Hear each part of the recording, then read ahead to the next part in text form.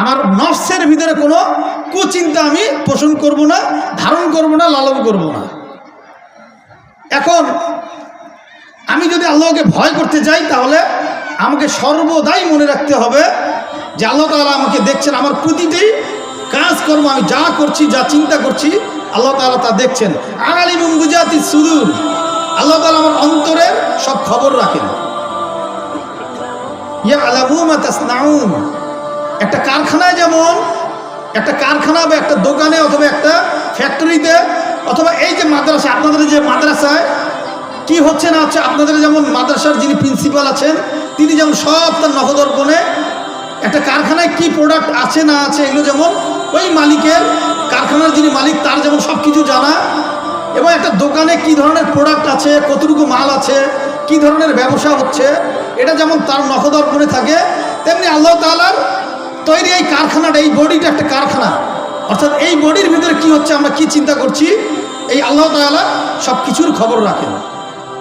আল্লাহ তাআলার কাছে অসাধ্য কিছুই নেই। আর সেই আল্লাহ তাআলা আমাদেরকে বলছেন, তোমরা আত্মীয়তার সম্পর্ক ছিন্ন করো না।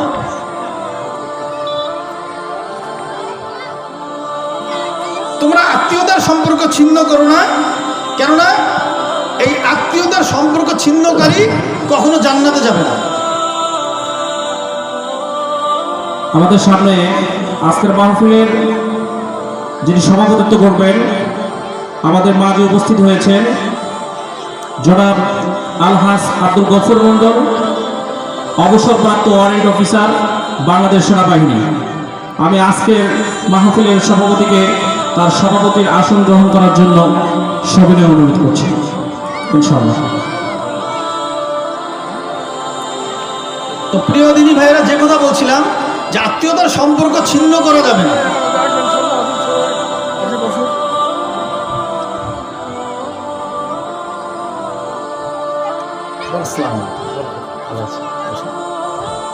তো আল্লাহ তাআলা বলছেন আত্মীয়তার সম্পর্ক ছিন্ন করা যাবে না। আর রাসূলুল্লাহ সাল্লাল্লাহু আলাইহি সাল্লাম বলছেন লা ইয়াদখুলুল জান্নাহ কাতিউন, যে ব্যক্তি আত্মীয়তার সম্পর্ক ছিন্ন করলো, অর্থাৎ আমার ভাইয়ের সাথে আমার সম্পর্ক, আমার বোনের সাথে আমার সম্পর্ক, আমার খালা ফুফু চাচি মামি যা আছে, কাকা ফুপা মামা, এদের সাথে আমার সম্পর্ক ছিন্ন করা যাবে না, যদিও তারা আমার বিরুদ্ধে অন্যায় করে। যদিও তারা আমার বিরুদ্ধে অন্যায় করে, তাদের সাথে সম্পর্ক ছিন্ন করা যাবে না।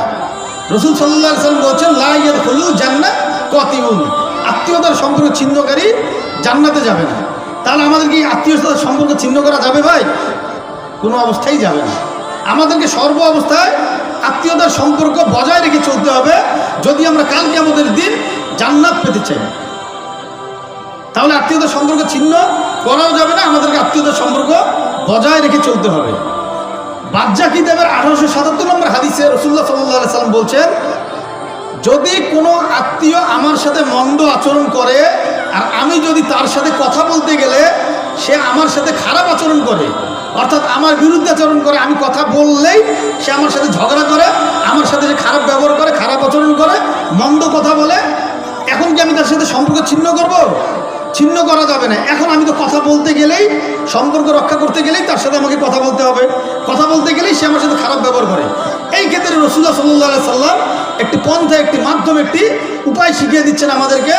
বাজ্জা কিতাবের 1877 নম্বর হাদিসে রাসূল সাল্লাল্লাহু আলাইহি সাল্লাম বলছেন, কুল্লু আরহামাকুম ওয়ালাউ বিসসালাম, তোমরা সম্পর্ক রক্ষা করো সালাম দিয়ে হলেও।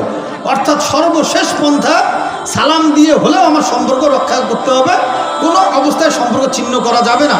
ওই আত্মীয়র সাথে যদি আমার দেখা হয়, আমি জাস্ট বলবো আসসালামু আলাইকুম, সে সালাম দিবে, আমি সালাম দিব, সে যদি উত্তর দেয় তাহলে সে নিরহংকারী, আর যদি সে উত্তর না দেয় তাহলে সে অহংকারী। আমি আমার অহংকার থেকে মুক্ত হয়ে গেলাম এবং আমি আমার আত্মীয়তার সম্পর্ক রক্ষা করার যে বিষয়টি, এটি আমি পালন করে গেলাম।